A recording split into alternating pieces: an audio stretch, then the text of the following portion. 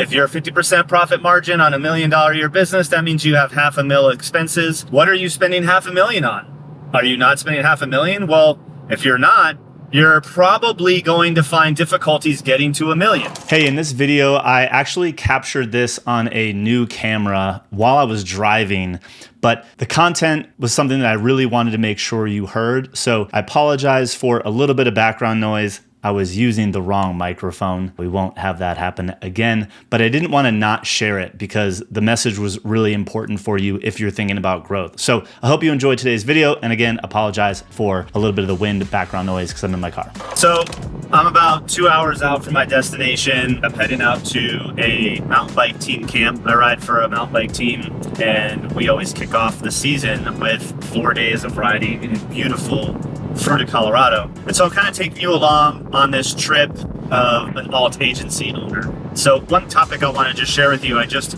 actually was sharing on Instagram Live, was as an agency, say you're doing $500,000 and you want to get to $1 million. That's the next top line revenue goal.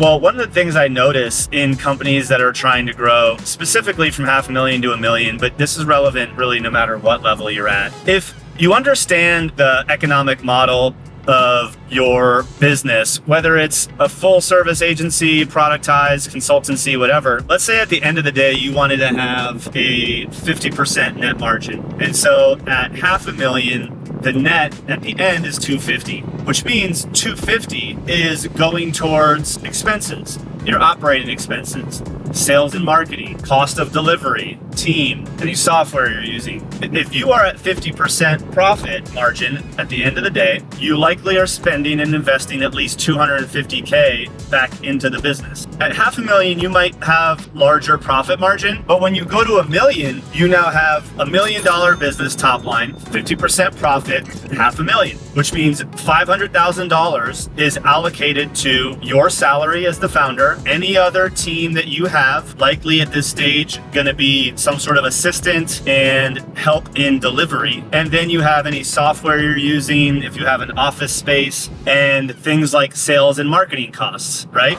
The thing that I noticed on going from 500 to $1 million, one of the biggest obstacles for agencies to grow at a specific point meaning their offer is validated, they're consistently getting clients results, and you will reach a threshold, or most agencies will reach a threshold, where the only thing holding them back is actually just more people knowing about them. More people knowing what you do, which means if you have the capacity to serve more clients, but you don't have enough clients, the place where you're likely not reinvesting is sales and marketing. And so some of you will be like, but Greg, I don't want to run paid ads.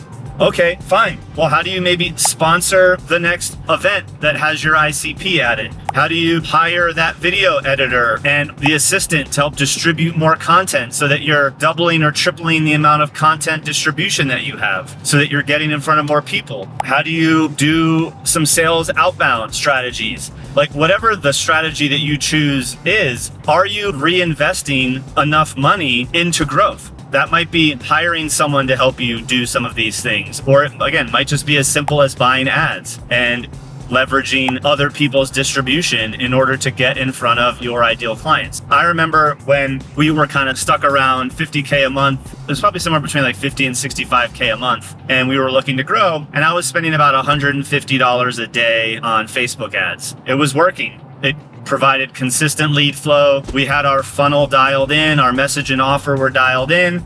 And so we were, converting a consistent percentage of all of those new leads every single month into new clients. But that hits a ceiling, right? You hit a plateau. And I had a conversation with a buddy of mine, very similar business, and said the only difference between your business, Greg, and my business is I spend $1,000 a day and you spend 150. And I was like, oh man. So he challenged me to increase my budget to 500. which, if I'm honest with you, at the time I was terrified. I was used to spending 150, things were going great, but I normalized and I wanted to grow, which means I needed to get uncomfortable again. And so I didn't go to 500 because we were entering Black Friday. So I was like, oh man, like advertising is already more expensive right now. I'm gonna double down to 350. So I went from 150 to 350. Lo and behold, our metrics held. We doubled our lead volume. And by doubling our lead volume, our conversion from lead to call stayed the same. And so we had double the calls. And our close rate